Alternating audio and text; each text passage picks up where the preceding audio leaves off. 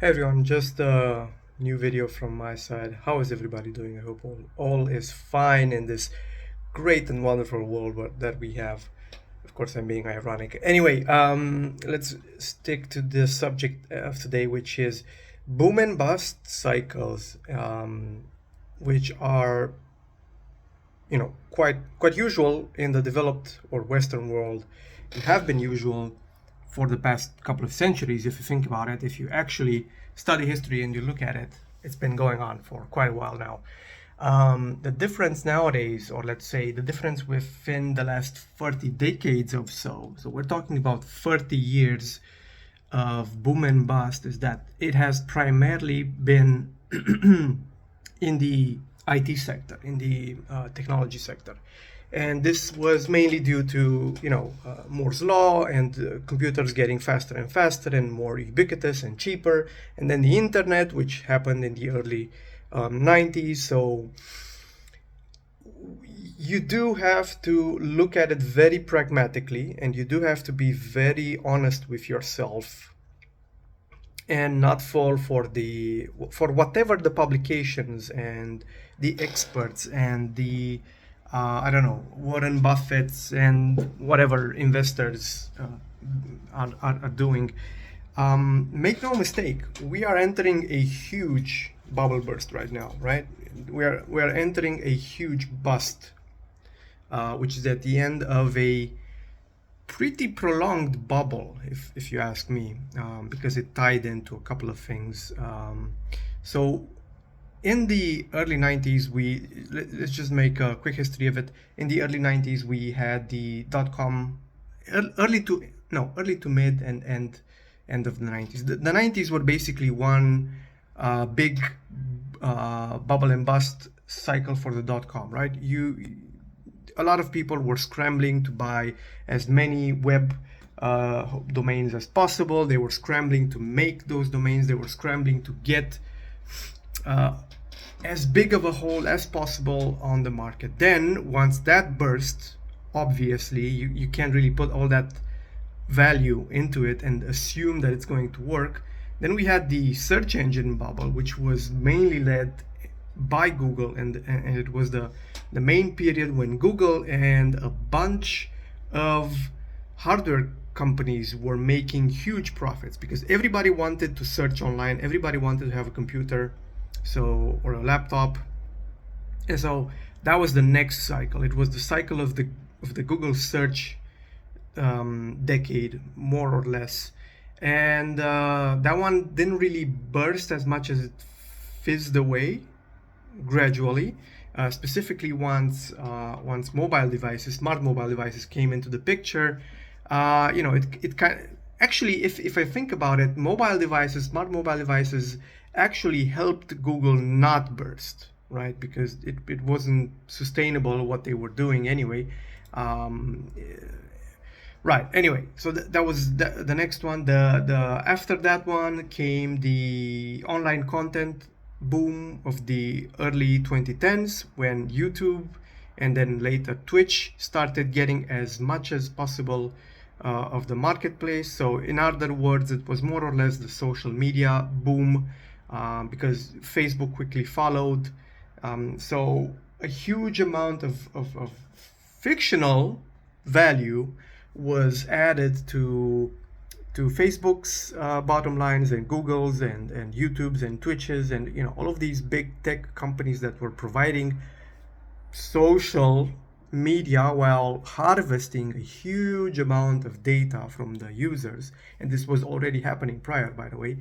That was the next bubble, right? And we see that one also fizzed. It didn't really burst all that because we're in the almost mid 2020s now, and social media is still apparently going strong, although there are a huge amount of concerns with YouTube and Facebook, formerly now known as Meta, that they are slowly but surely going away, right? Especially because they've been starting to get a lot more political than they should have.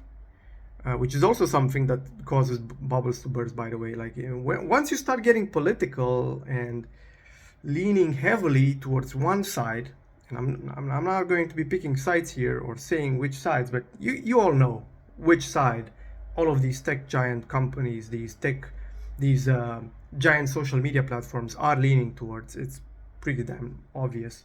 But anyway, there was the investors, they didn't get their money back for all the privacy invasion that we regular citizens went through, with all the data that was harvested and sold, most of it illegally.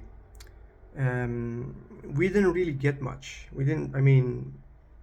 I see no benefit. And by the way, I've personally been running ad blockers and the Brave browser, shout out to Brave, for decades, literally decades.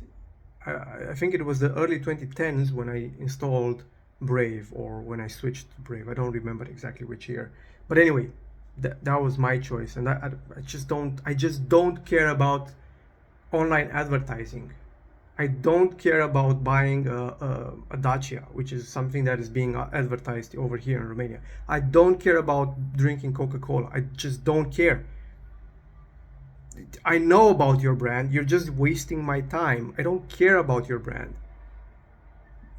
Easy as that. But anyway, this is just personal digression. Anyway, then we had the AR. AR started bursting on the scene, and VR and AR, and a bunch of companies. Google had their glasses, Meta had their weird thing that they still have, if I'm not mistaken. I don't even bother remembering the names, because once something starts getting hyped up, because a lot of publications do this, a lot of people, and you all know this, a lot of the online content that you see, which is news, is just hidden advertisement. It's unscrupulous and hypocritical, if you ask me, but it is what it is. And then the next bubble was VR AR, and that one very quickly fizzled out, right? That one actually didn't even get to the status of true bubble, in my opinion. But anyway, we had that one. Then we had the crypto craze, two of them actually, and both of those ended up in misery. We had the 2017-2018 crypto craze, and then we had the 21-22 crypto craze, with a hard stop in 23 last year, if I'm not mistaken, was kind of like the actual big bursting of it. And that was, all because of AI coming onto the scene, which was the next big and last bubble. And this one didn't really take too much time, right? We're barely 2 years into the AI bubble, and it's already bursting out of every corner, or I don't know, a bubble doesn't have corners, I guess. It's basically it's imploding like a star, like a neutron star, and about to explode in everybody's face. Everybody, especially investors. So this took quite a lot of time actually to go through them. What's the message basically of what I'm trying to say? Be wary, people. That's the message. Be wary. We are incredibly adjusted and craving of these bubbles, hoping that the next one will be the one that we get rich of. That is not the case. That is not the case. And if you look, and I don't want to get too political, but if you look at the economics of the West, of the civilized world, if you look at the social and cultural points that we're at right now in the Western world, although the Western world is dead, doesn't exist anymore, we are not well off. On the contrary, I don't think that we've been worse off since ever, especially in the West. I mean, there are probably 3 generations of people, 4 if you count the Zoomers. There's the Boomers, then the Gen Xers, the Millennials, and the Zoomers in the West. who have never experienced such bad times. Never. It's like, it's getting really, really, for some people, desperate. And for myself, coming from Romania and having experienced desperate in the early 90s, and believe me, it was desperate. Like, Ceausescu was shot in 89, in December of 89. But I remember as a 4-5-year-old, the breadlines in 91, 92, 93. The breadlines still went on for several years in some cases. Anyway, I think this has gone long enough. What I'm trying to say here, just to reel it back into the tech sphere, is that we need to be a lot more careful with where and how we place our money or investments in. If this last AI bubble doesn't teach us any real solid long-term lessons, then I don't know what will, because we are 3 decades into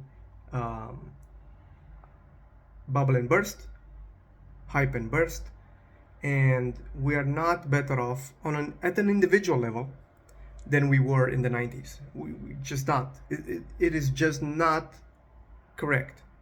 Not to mention that a huge amount of social media and stuff like shorts and TikToks and like a huge amount of current social media is incredibly predatory, and it hijacks all of our attention, all of our energy, and we get absolutely nothing in return. Zero. Nothing.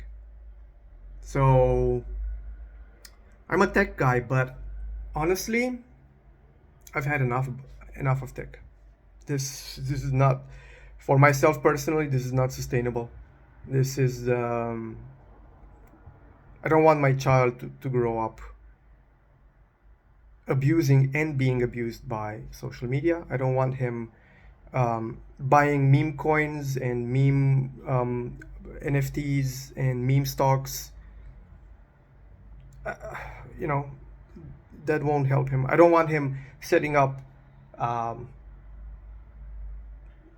I wouldn't call them false, but phony startups that get a bunch of investment money from clueless people, just so that it explodes in his face, right?